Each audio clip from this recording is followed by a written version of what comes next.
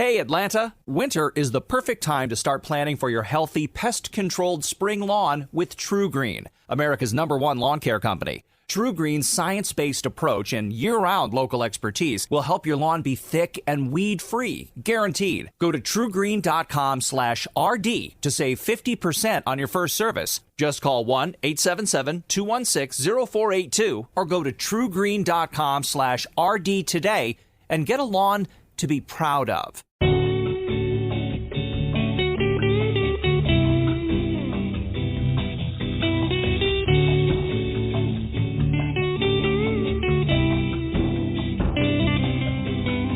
Hello and welcome to Quality of Life Radio, hosted by Lisa and Nancy, editors of BigBlendMagazine.com.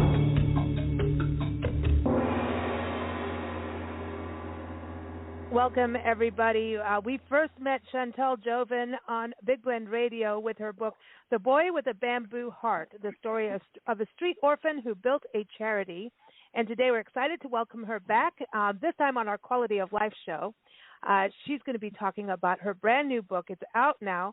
It is called Love Without Martinis, How Couples Build Healthy Relationships in Recovery Based on Real Stories. Her real stories in there, and so are some others. So go to chantaljauvin.com, and that's Chantal, CHANTAL, and JAUVIN.com is the website to go to, and you can get the links for all our books. So welcome back, Chantal. How are you? Hello. It's wonderful to be back. I am doing very well. Good. Now, did I pronounce your last name, and did I spell everything correctly? Because, I could get different. I give people new names all the time.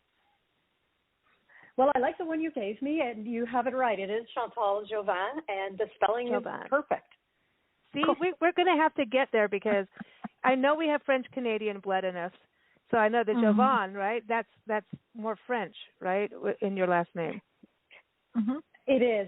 I come from Ottawa in Canada, and I was brought up speaking French, studying in French. So that is really my mother tongue. So you'll hear my French accent here and there when we talk. That TH isn't always my friend.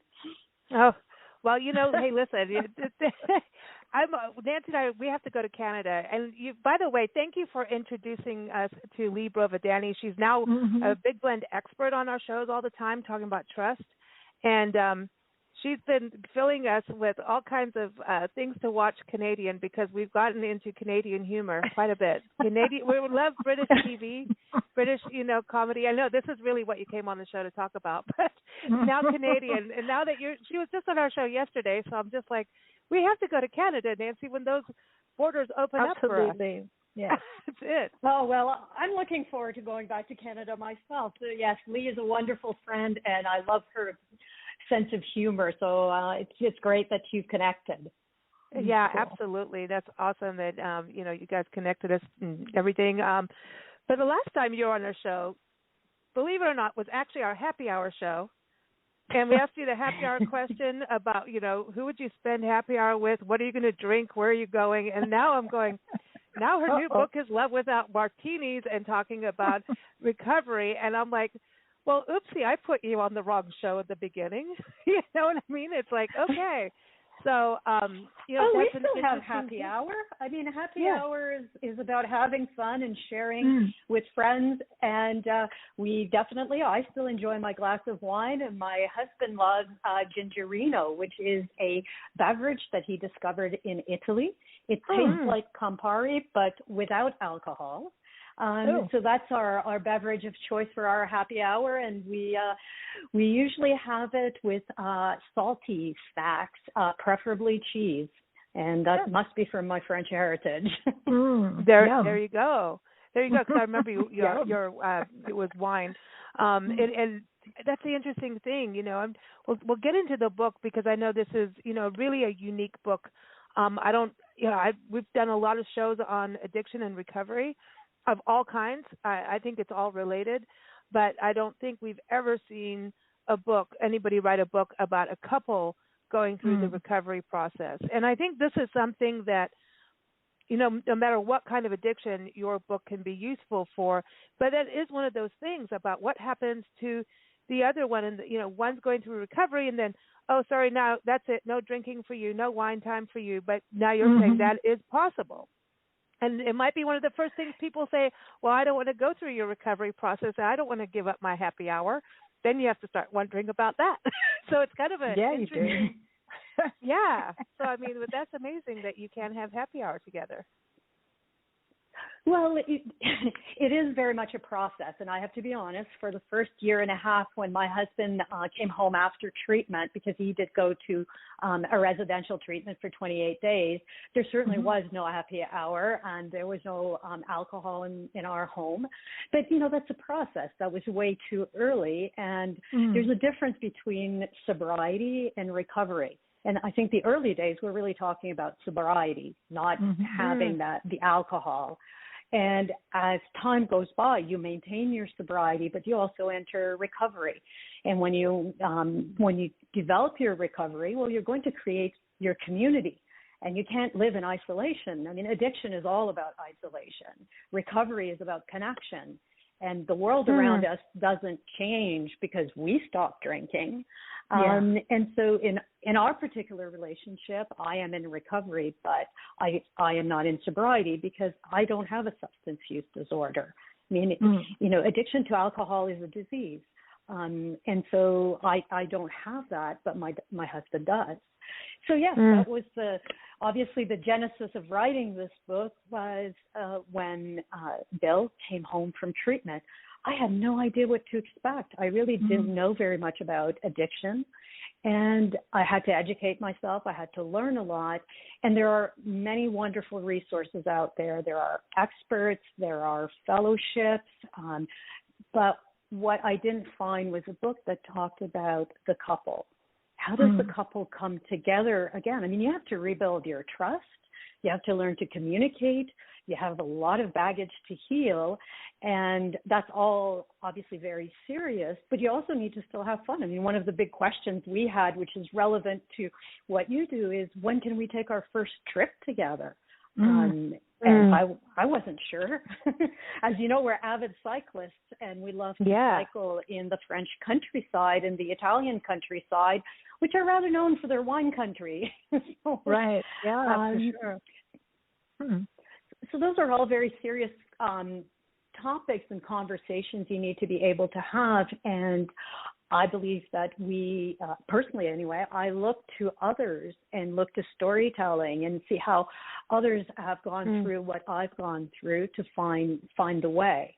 And when I looked to other couples to see how they had navigated the early sobriety in particular, I didn't find anything. So I guess this is the case of writing the book I wanted to read. Well, I think that's cool. Important because storytelling is how we take things in. I think it's the best tool for education is stories. I mean, that's why movies work and documentaries and books are fantastic, especially now that you can start getting them an audiobook. And, they really help when it's a story because you can also just jump in and identify. And you're an amazing writer. I know, both books that we've got, it's really, you're really good at it. And so when you think about also all these people coming together and having, you and your relationship with your husband, this all started, I mean, this was the beginning process of you guys really settling in together to have that discovery of Bill, what his disease, and going, okay, what am I going to do? Because sometimes people would walk away instead of stay together. Absolutely. And through, so the book is storytelling, but it's not just our story. It's the story of 6 different couples, and they are all different from one another. There are couples, for example, Dave and Leslie, they were married almost 30 years, and Dave had problems with, or really began struggling with his addiction after retirement. So they had a whole lifetime of living together and shared experiences. So their path was very different. And as you mentioned, Bill and I, we had just come together and we were not engaged. We wanted to have this life together, but yet all of a sudden our life was turned upside down when I realized that he was struggling with a substance use disorder. And so that's, I think, the beauty of what you're saying about storytelling is that I like to think of it as we get to practice without getting hurt. We get to see how other people have walked the walk and what has worked for them, and then we can try it on and see if it works for us. And there are two couples in the book where there are reoccurrences. For example, Tim and Chuck, unfortunately, Tim had 2 instances of relapses. And so there are all these stories for the reader to learn from, not just our particular story. My Uncle Bud, whenever I hear the word martini, I just automatically think of my Uncle Bud, because I stayed with my aunt and uncle for a little bit, and he made martinis as soon as he got home from work, and the rule was do not talk to Uncle Bud until he has made his martini.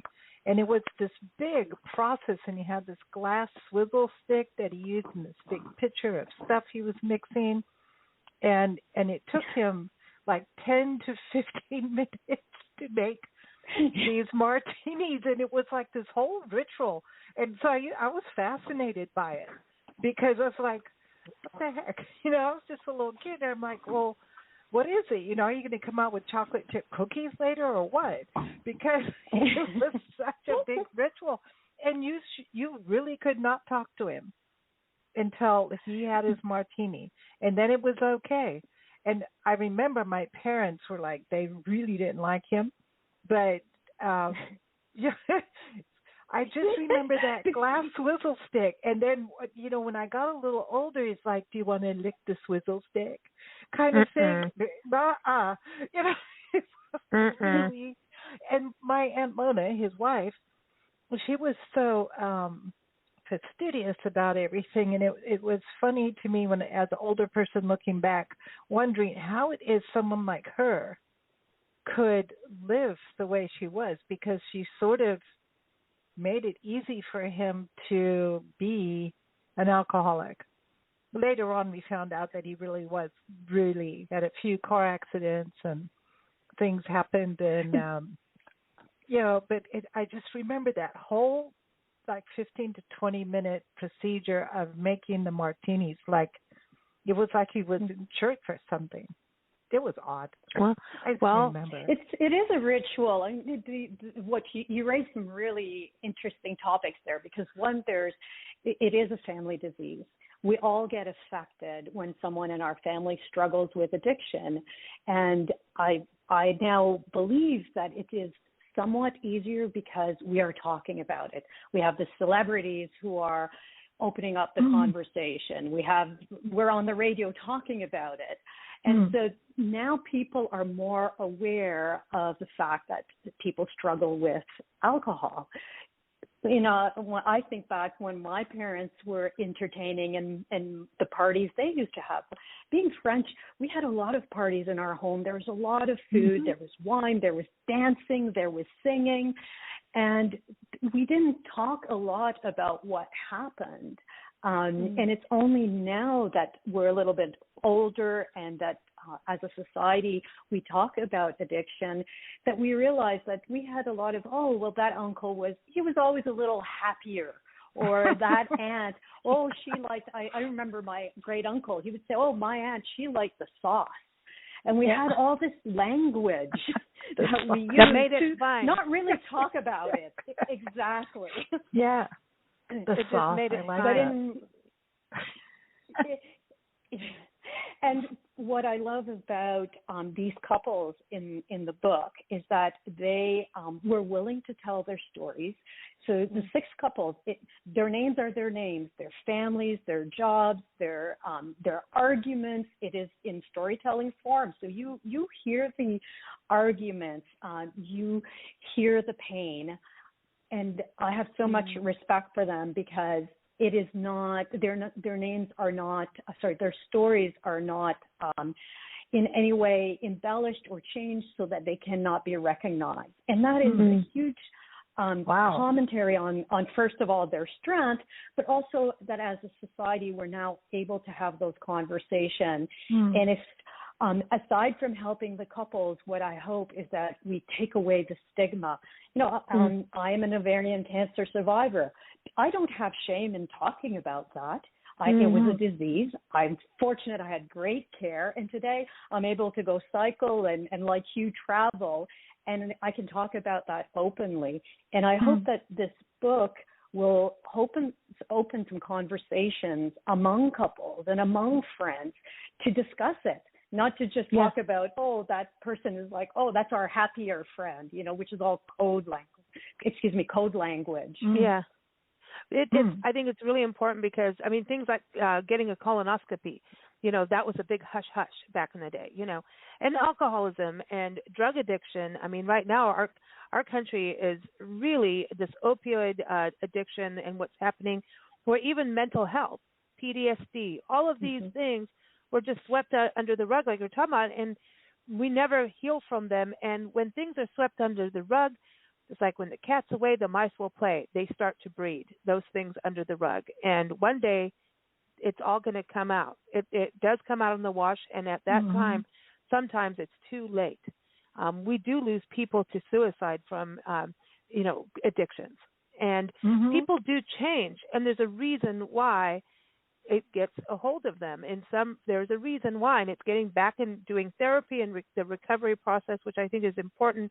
But I love that you're talking about a couple, from what I was reading too in your book, that this is actually something to read even if you don't have an addiction or a disease, just on how this communication can work and how it can actually make your life better as a couple. Because I think being in a relationship, it sounds all glorious for the first 6 months, and then after the honeymoon, things start to drag.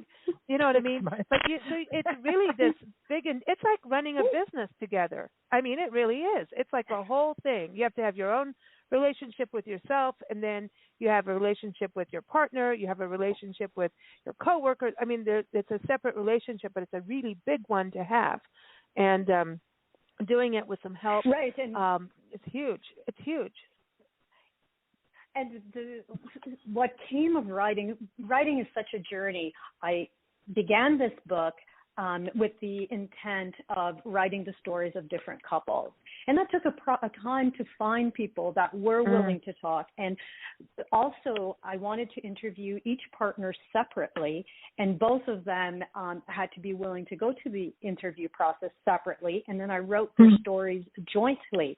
And so that took a while to get two people who were both had that same willingness to share publicly their story.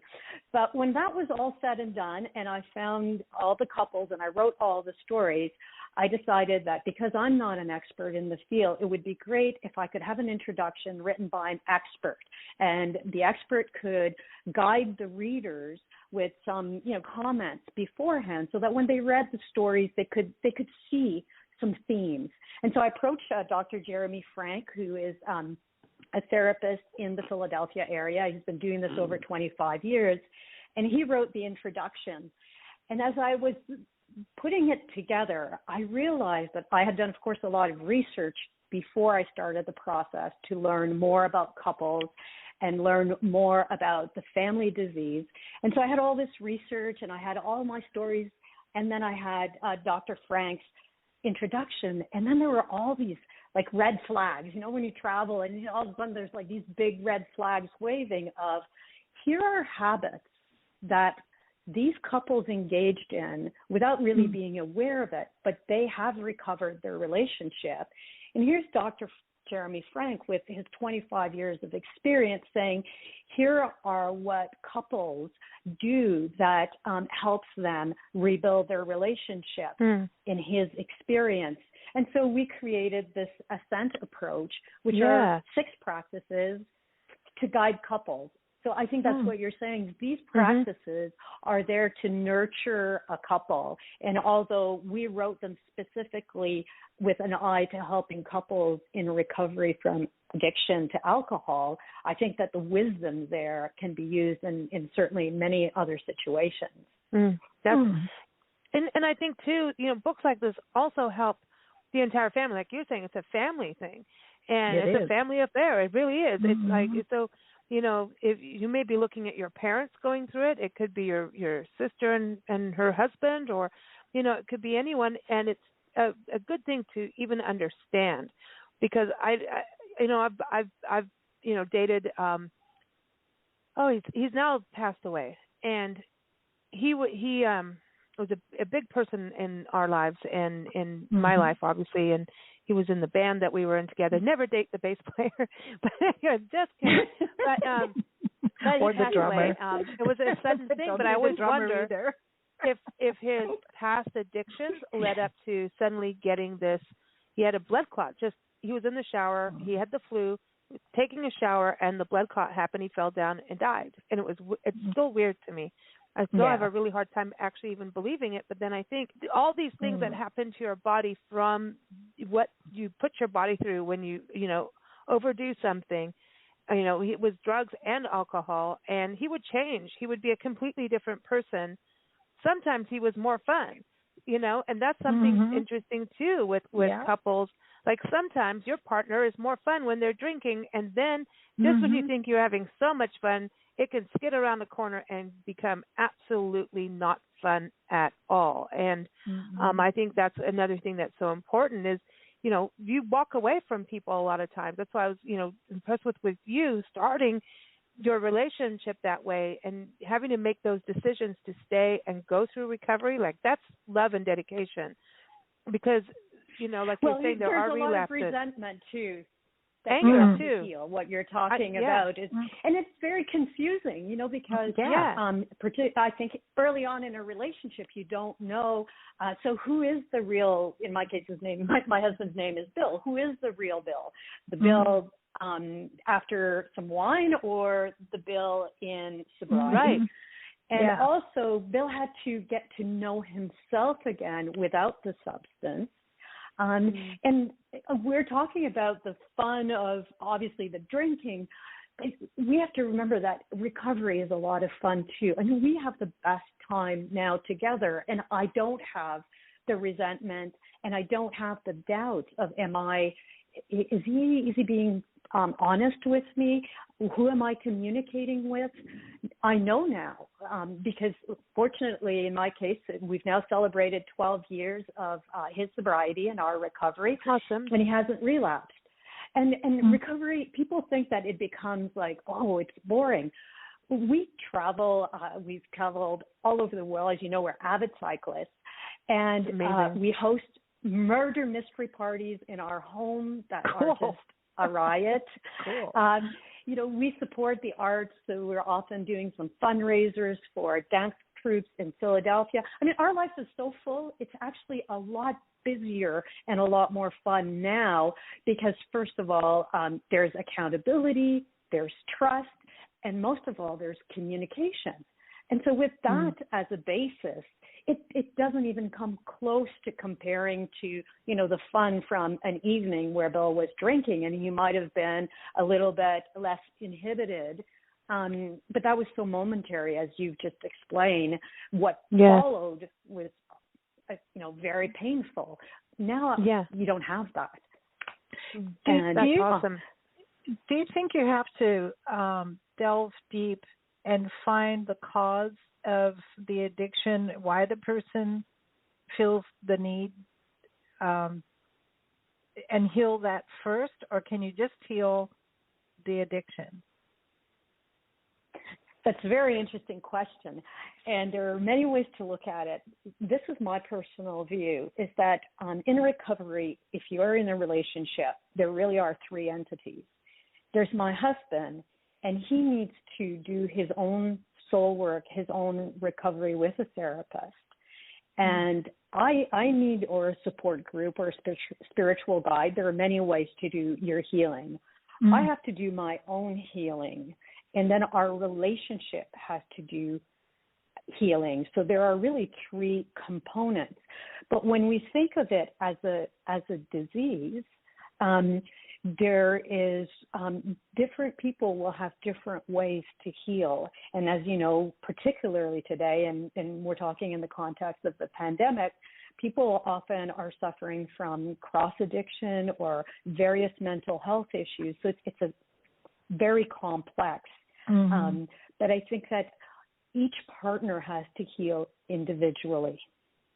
And for some people, they may be able to understand what is the disconnect that they're trying to fill with the substance. Others may not. That is really for the individual and their support team to figure out. What I think is key is that recovery is about connection. And if you can create connection, even as you heal what other traumas in your life, you will be progressing in your recovery because you're creating a reason for you to show up here and now in your sobriety. And that is so key. It's about the present moment, like Eckhart Tolle, it's about living in the now. And what do you want of the now, and being aware. And, I always watch, with musicians and artists and writers too, the arts. Addiction has been a huge part in the arts. And it's from the old past. Like even now we interview all these musicians, these rockers, and, they're having green smoothies for breakfast now instead of a beer. Things have changed because it's also the culture you're talking about has changed a bit. But I think also your book is so timely right now because I wonder about how addiction may have escalated over the year of the pandemic, the year plus, right, of the pandemic, of people being stuck at home, how now people are going to find out about addictions. You can't really be quiet about them anymore. You're in the same house 24/7 together. It's going to creep up. I know that alcohol sales went through the roof during the pandemic. Well, as I'm promoting, the book just launched 3 weeks ago, so it's a very new book at this point. So thank you for having me on to talk about it. And because of the pandemic, obviously we're not able to have book signing events as we normally would. So what we're doing is an outreach to different treatment centers and therapists and that to make them aware of the book so they can recommend it to their patients and have it as a resource. But what I'm hearing from the various treatment centers is that, one, they're usually the first step when you go to treatment is detox. And so the larger treatment centers have detox beds. Their detox beds there are waiting lines for them right now. And when patients come into detox, and this is the same number I'm hearing everywhere, is that 30% of the people that are coming and being admitted to detox have such complicated health issues now that they often have to be hospitalized before they can enter treatment. And that is extremely high. They used to be, they said, more around 8%, sometimes 12%, depending on the treatment center. But now it's consistently around 30%. So just think of that. People are coming for their substance use disorder, but they have such complicated health issues that they can't even begin the treatment for the substance use. They have to have treatment for liver, for the heart conditions, for all sorts of other conditions, mental health issues. So yes, there is a pandemic, and I think that we do not yet have an understanding of what is happening in the homes of people. I mean, it's very difficult time for so many people, and alcohol is readily available. And to work together, recovery wise. And I love what you're saying. Is Khalil Gibran had a beautiful quote about the relationship. Actually, a chapter in the Prophet talks about relationships, and it was exactly what you were saying. You have the relationship together, and you have your separate relationships with yourself. And it's the same thing as recovery, like you're saying. It's recovery together and then recovery on your own, each of you, and with support, obviously. But it's and I love this quote about recovery. I'm sorry to interrupt you. I just want to interject that the definition of really recovery is becoming a person that's increasingly capable of functioning in a healthy relationship. And what we're talking about here is that it's a continuum. It's not a question of, oh, you know, you drink, you stop drinking, and then a few months later you show up in your relationship and everything is fine. It is a continuum. It is a journey. And that's how life is. I mean, that's the difference between immediate success and living excellence, you know, and just continuing with that with your life. You know, it's important. So I think now that a lot of people are going to be clamoring, you know, to get help and definitely get your book. That is something that is absolutely important. And I'm glad about the Ascent Approach, too, that gives something for people to work with. One thing, too, that I know with addiction is sometimes there's a lot of triggers, obviously, for relapse, right? And that can happen at any time. And then it's like, okay, pick yourself up and get back on. We've a friend of ours is a probation officer, and she's seen a lot of the crimes that women, especially for women, she's seen everything, things we don't want to know about. And she says that she's trying to create programs. She's retired from it now. She runs a bed and breakfast. She's still, you know, taking care of people. But her thing is recovery for misdemeanors, you know, whether it's pot or alcohol, they did something, and especially for women that need to have some form of recovery. And the system, if they fall back, and even, you know, there's the homelessness programs, these programs where they go, you know, it's like, oh, if you fall down, you know, during your recovery program, you're kicked out of all these programs. It's kind of like a gun to your head, and that's not really motivating. You know, it's not really a place of, okay, I can get better. Relapses happen, and I think that's something also for people to deal with and understand, because triggers happen. And I think that's what's so scary about this last year of the pandemic. There's triggers, there's irritants. I know, like Russell Brand, the comedian and actor, has done a lot about addiction and talking about transcendental meditation, and everyone's got their own thing. But having to have some place where you can get to the core and not allow, like you're saying, life continues on. Life doesn't know what you're dealing with. You're going to have to deal with life in a different way.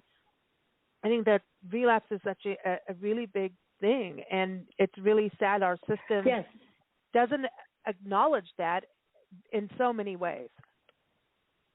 Well, and we have to take the shame out of it. You know, we don't shame people for having other diseases. And so we shouldn't shame people because they have a substance use disorder. I think that's really important. And also, I think today there are more pathways to recovery. It used to be that, you know, basically you had AA fellowship, which is a fabulous fellowship. It has helped millions of people. Fortunately, today there are options for people who have, you know, they don't connect with that particular philosophy. There's smart recovery. There's medically assisted recovery. But when it comes to relapse, the recovery you had prior to your relapse, it hasn't gone away. And the longer you have been in sobriety, you know, the quicker typically people are able to get back into their recovery, and the learnings and the healing that they have done, it doesn't disappear. And what you're speaking to are systems that are punishing people for relapse. And that is, to me, not understanding the nature of a disease. You know, if I have cancer that shows up tomorrow because I had ovarian cancer, it's a cross cancer with, you know, gum cancer. If I had gum cancer discovered today by my dentist, they wouldn't say to me, "Oh, you know, you're bad, and you're not going to get the treatment you need." And so we shouldn't do that with substance use disorder. I love that you're saying this, because I just think it's a serious issue, and not just in this country, around the world. The other thing I wanted to ask you, because I know you cycle a lot and you guys do these grand adventures, and I've been following you on social media until I got hacked off of Facebook and all that crud, but I'm back. It was really cool to follow your adventures, and now I get to follow them again. But you guys actually getting into the planning mode, isn't that like really fun? to organize these adventures and then go out and know that the unexpected always happens when you travel, but also you guys are always in fresh air. That's the first question. Let's get into the planning and actually how you've changed your lives in that way. But also, does Mother Nature help with recovery, do you think? Oh, absolutely. Yeah. I have no hesitation. Don't need to even think about that. Absolutely, it helps. And fortunately, both for my husband and I, we both love nature. And the cycling, as you say, there's a lot of serendipity. And just to give some context for your listeners, my husband and I will cycle for 6 to 7 weeks. We love to do it in the French countryside. And typically we have the booking of our first night and of our last night. And in between, we have a general idea, but more often than not, it doesn't work out that way because we really just, it's our time to live in the moment and see how the universe converges, with us. And so we've gone to different cities. We've stayed longer in some places. But nature is a key. And I'm going to tie it back to the Ascent Approach. The reason we call it the Ascent Approach is it stands for the 6 practices, so they're easy to remember. And the N is nurture your spirituality. And for Bill and I, it is nature. We're spiritual, not particularly religious, and it's that communion with nature. That's where we connect with what I personally call, the collective wisdom. And we, in this last year, because of the pandemic and not being able to just travel impromptu, we've turned to hiking. And so we've dusted off our hiking boots. And we have done a lot of hikes in Maine, in Pennsylvania, and now we're talking to you from Asheville, North Carolina, and tomorrow we are going to go discover here some of the trails. But nature is also, for me, it brings me inner peace and tranquility. And in a couple, I think that's really important because when we argue, often it's because we're being reactionary to one another. Absolutely. And when we are calm, we are able to just break that chain reaction. We can take that deep breath. And that space we open up is what allows us to actually be mindful. And that's in that moment I can say, oh, I am feeling really perhaps scared and I'm reacting to Bill because I'm scared about something. And how do I get that pause? I get that pause by spending time in nature where everything for me slows down and I can reflect and I can become more self-aware. So, yes, we're still within the confines of the pandemic. Sometimes it's just a 1-hour hike in Wissahickon in Philadelphia, but we do that. And let me tell you, the minute we can get on our bikes and in France, we are there. That's awesome. And by the way, Asheville is one of our favorite places. We're going back there. I'm very excited. We'll be there in the fall. But the Smoky Mountains, the Blue Ridge Parkway, and it's a very bike-centric town. They're really into cycling. And, we belong to a Facebook group called Just Bike Wrecks. It's crazy. Because we don't cycle. I think if you put Nancy and I, either one of us on a bike and one of those will fall off. Are you kidding me? but we have the greatest e-tricycles nowadays. That's our style. But I'll tell you what, we photograph bike racks across the country as we're traveling just for this Facebook group because it shows off a town that cares about cyclists and quality of life and health is cycling. And but Asheville, if you get a chance, go to the Arboretum. They have some beautiful trails out there, and just highly recommend the Arboretum if you get a chance while you're there. But I love that you talk about nature and nurture. I think that's really important to get that freedom and actually having those. There's excitement in doing things together and kind of coming back to the table. And you talk about anger. I think there is a lot of anger, with all of it, because there's also anger. I mean, I know what it's like just giving up coffee. I get crabby, getting rid of sugar out of your body. We all get crabby.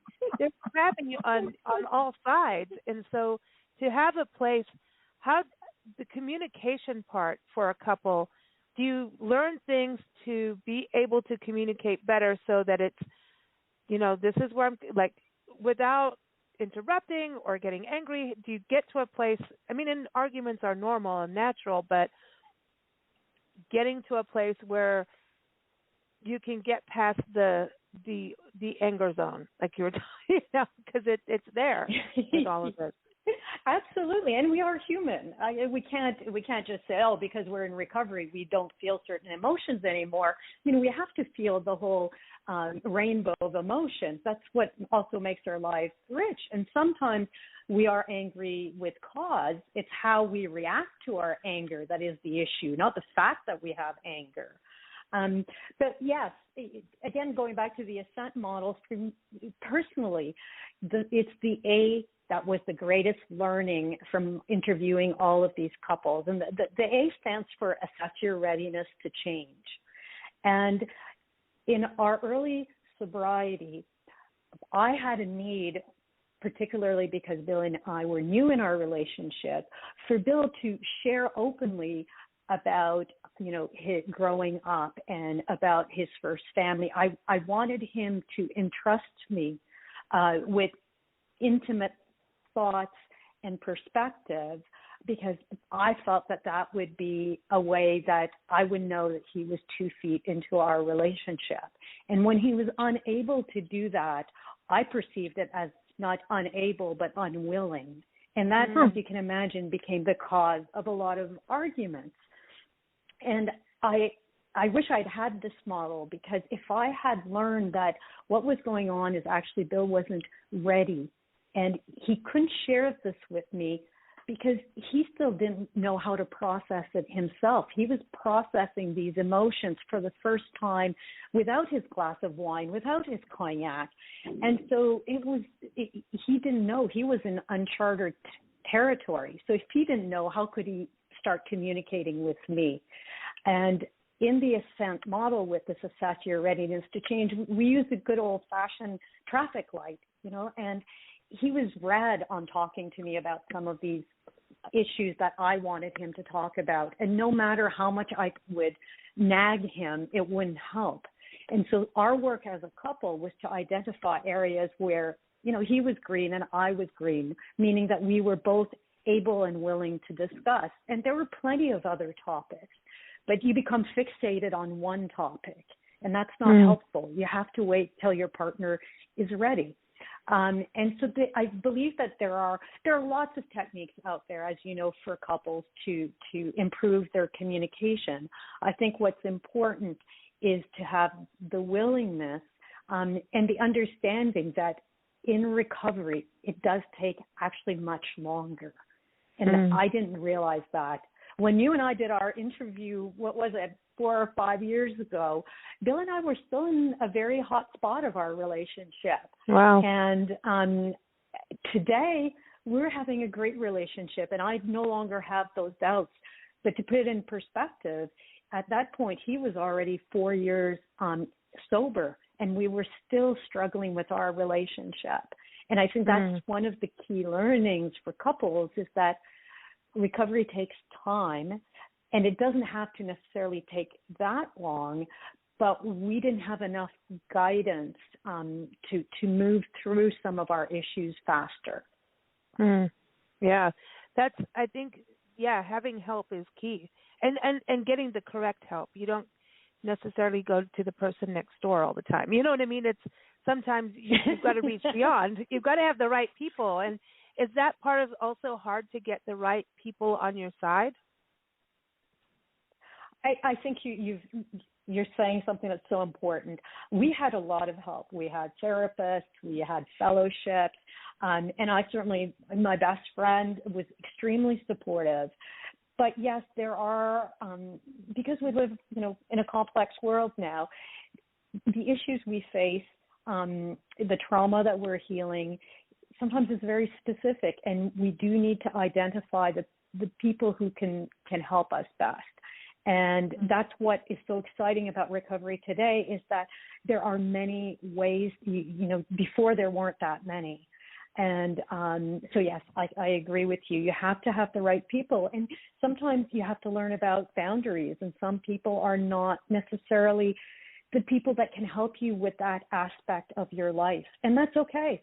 You can still have a best friend that doesn't understand recovery. It's just that maybe she's not the person you ask about those questions. Yeah, it's very important. I mean, I know you're an attorney too, so it's like, you know, you wouldn't go to a doctor asking attorney questions. You know, that's a thing. And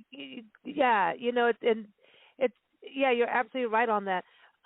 In closing, I do want to ask, and I don't know if Nancy has more questions too, but I wanted to touch on the fact of getting into recovery, because that's to me probably one of the hardest steps is that. I mean, Bill turning around and going into, you know, recovery and going through the detox, getting someone there, isn't that one of the hardest steps?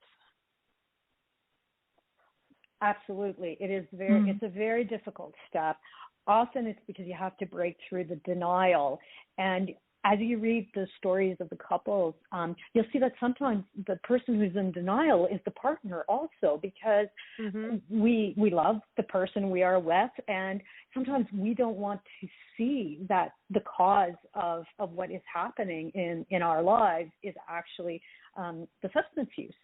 And in the case of Dave and Leslie, I mean, she thought he had Alzheimer's, she thought he had back issues, I mean, you name it. The denial was very strong. And so that sometimes is the family member that struggles with acknowledging that the person they love has a substance use disorder. And again, there's so many ways now. You can start by going to an AA meeting. You can start by going to a private counselor. You can certainly go to a treatment center. Today they have outpatient services. There's a Smart Recovery. I don't know if you're familiar with She Recovers, a huge women's movement that is there for people in recovery from various addictions. So it's not one, you have one try and if it doesn't work, you're out. It can be a process. But the first step, but it's like anything. You say you stopped taking coffee. Well, that first morning when you're not having the coffee, you struggle with it. And in our culture, sometimes we don't want to go through the struggling phase, and it's okay to struggle. Because that's the first step. The first step to change is discomfort. And yes, so taking that first step is the hardest. Struggle is good. Struggle is good for all of us to have in our lives on all levels. I think addiction comes from already not wanting to face certain things or struggle with certain things.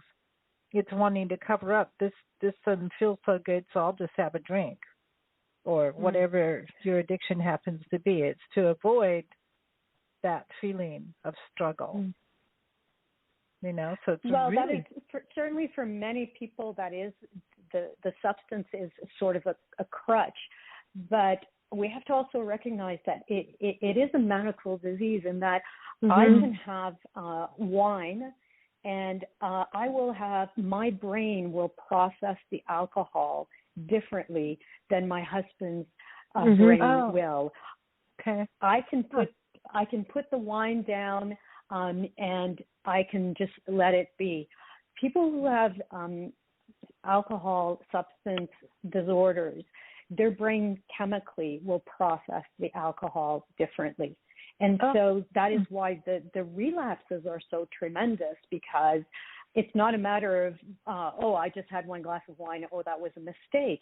Is that the brain will then want more alcohol. And I don't know if you know this, one of the areas where people relapse is that they get into fitness, and they go to a gym, and a lot of the gyms pre-pandemic would provide mouthwash.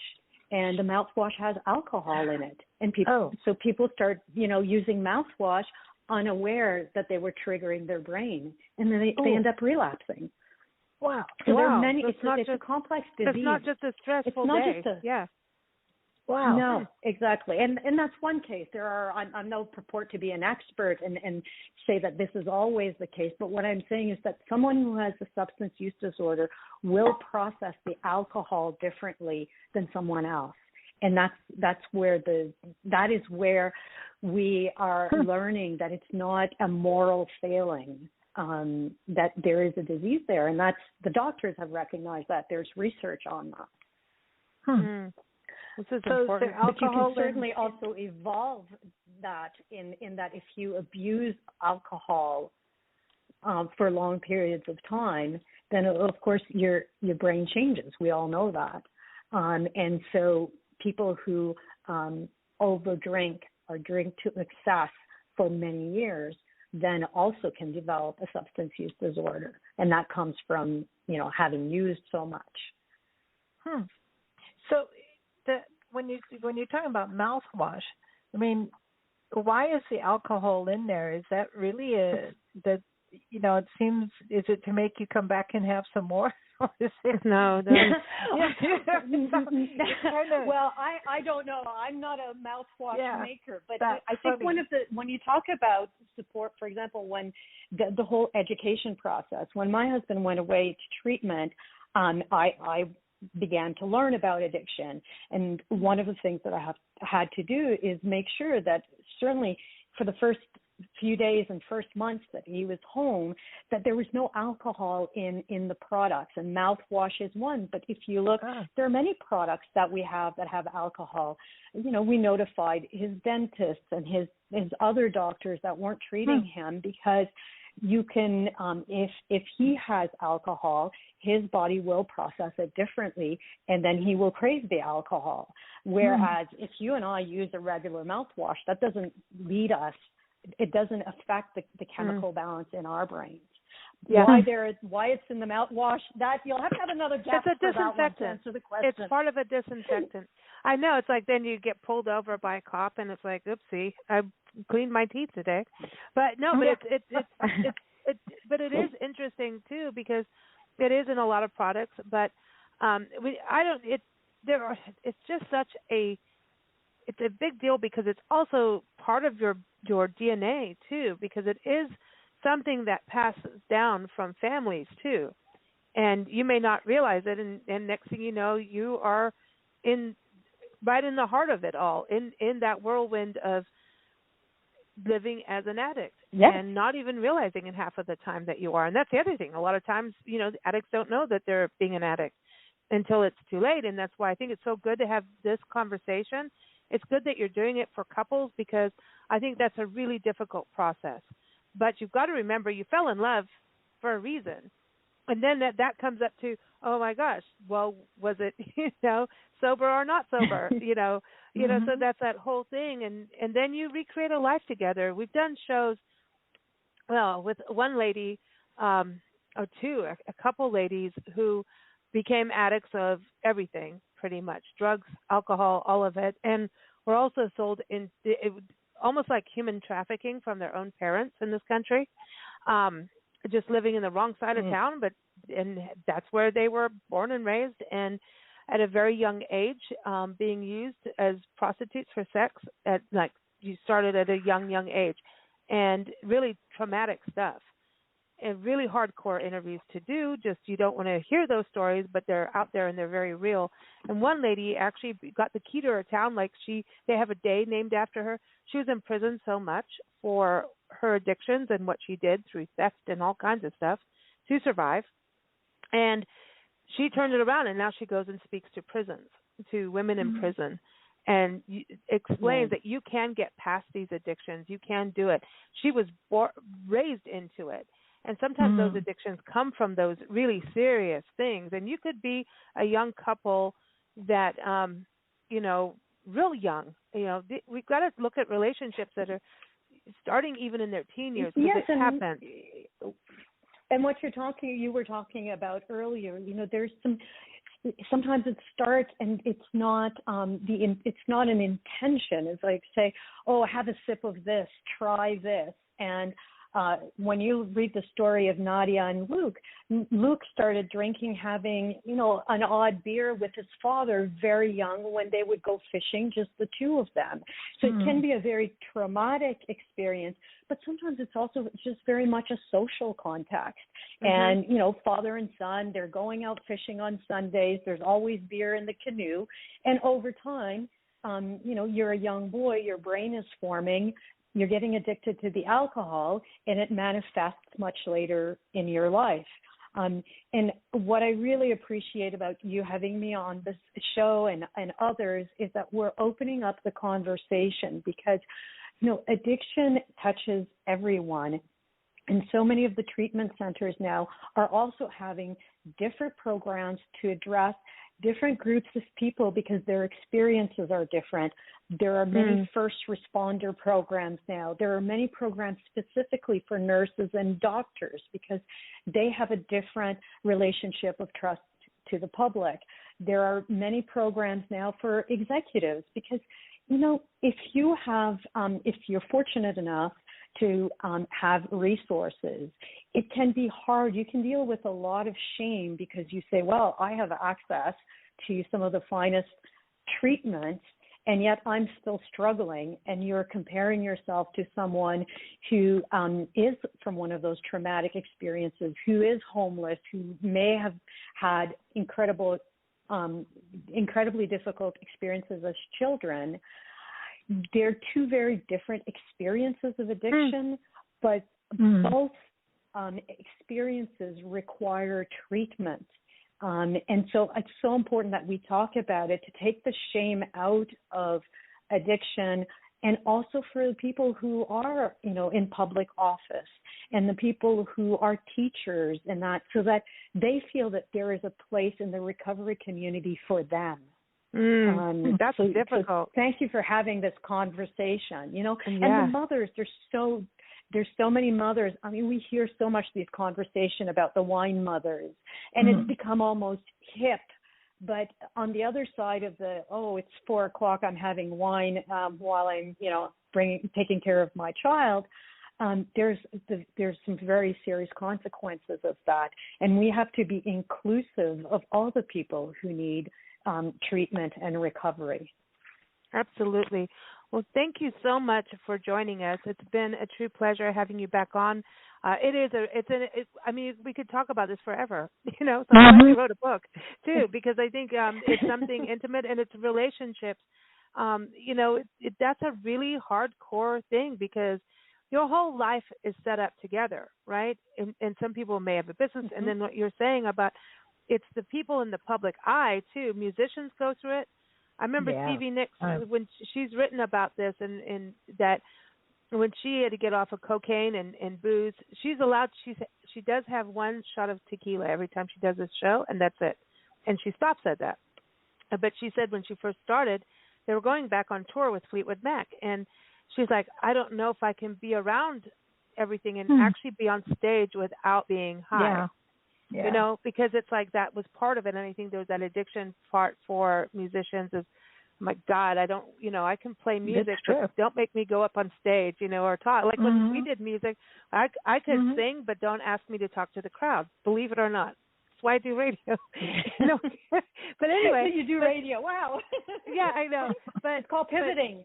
It's interesting, but now I can talk anywhere, obviously I talk a lot. But it was Mick Fleetwood who said, just get on the bus, come sit next to me, and we're just going to go, and you're just going to do it.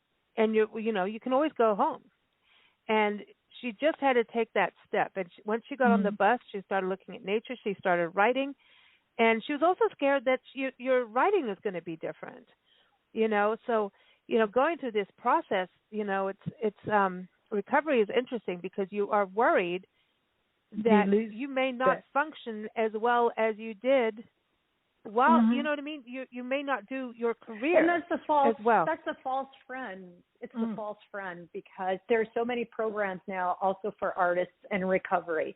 And once they heal the initial, trauma and detox and go through that process, their creativity isn't lost. Creativity is something that is within you. It is not because you drink or you do cocaine that you're creative. Your soul is creative. And so when you take away the darkness that comes with the substance, actually you can free yourself to be more creative. And we shouldn't be afraid that we will be different. I hope I continue to grow for the rest of my life. I hope that if we speak in another 4 years, I will be a different person, because that's the beauty of life, is we get to grow and change and experience. I don't want to be the same person. See, that you did change. When I have to go back to Uncle Bud, because when he finally took some steps to try, at first he was hard to handle. Let's put it that way. Eventually, I believe he got it right, but it took more than one try. Let's put it that way. And that's fine.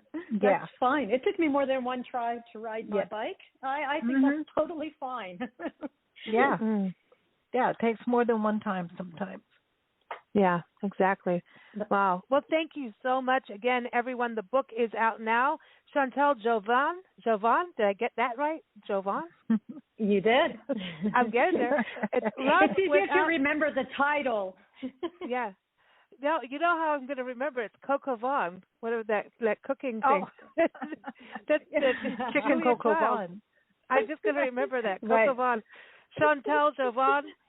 Love Without Martinis, How Couples Build Healthy Relationships and Recovery Based on Real Stories. It's the real deal, everyone. You can go to chantaljauvin.com, and that's Chantal, ChantalJauvin, chantaljauvin.com.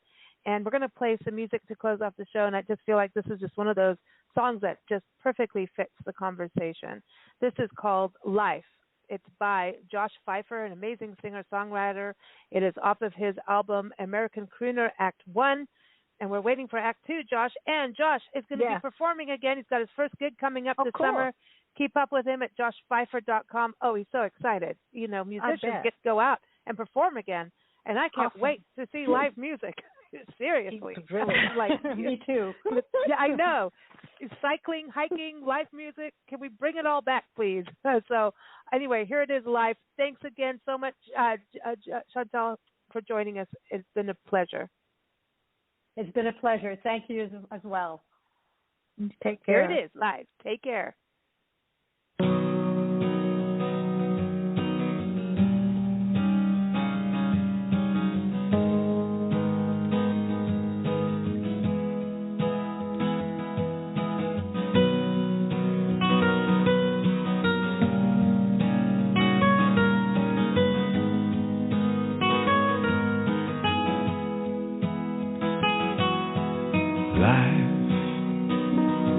It's a beautiful thing, never-ending mystery, wild and free. But life, it's a funny thing.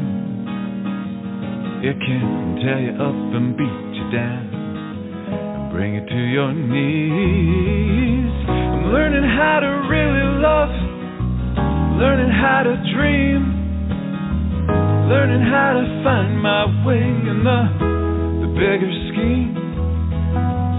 Learning how to understand what my brother's going through. Oh, I hope when all is said and done that I haven't been a fool.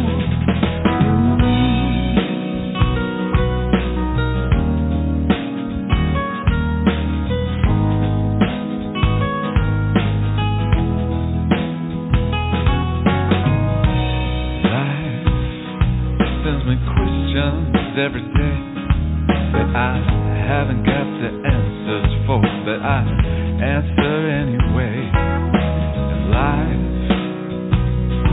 it's just a story being made, so I'll try my best to make it one that I'm proud of even when it's over. I'm learning how to really love, I'm learning how to dream, learning how to find my way in the bigger scheme. Learning how to understand what my brother's going through. Oh, I hope when all is said and done that I haven't been a fool.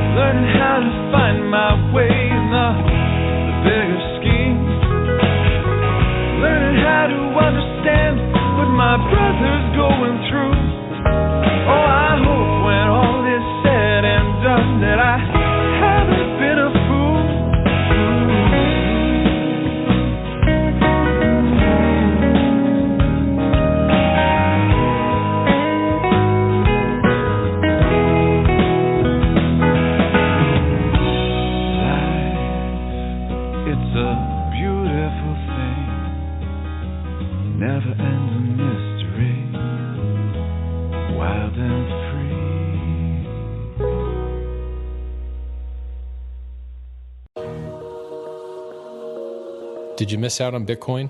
Did you miss out on Ethereum? I bet you did. Don't miss out on PulseX.com. I'm Richard Hart, and I'm the founder of Hex.com, whose price went up 10,000x in only 623 days. PulseX.com is launching now, and the rates start ramping up at 5% per day starting January 10th. You really don't want to be late. Go to PulseX.com right now, PulseX.com. I'm here with Lawn of the Year winner Jim. What's your secret? Oh, well, there's no secret. It's True Green. You know they're America's #1 lawn care company, don't you? I did. And what did True Green do for you and your lawn? Well, True Green's local experts came out, they did a complete lawn analysis, then put together an annual plan for my lawn. Plus, they offered me 50% off my first treatment. For year-round expert lawn care and 50% off your first treatment, visit truegreen.com/RD today.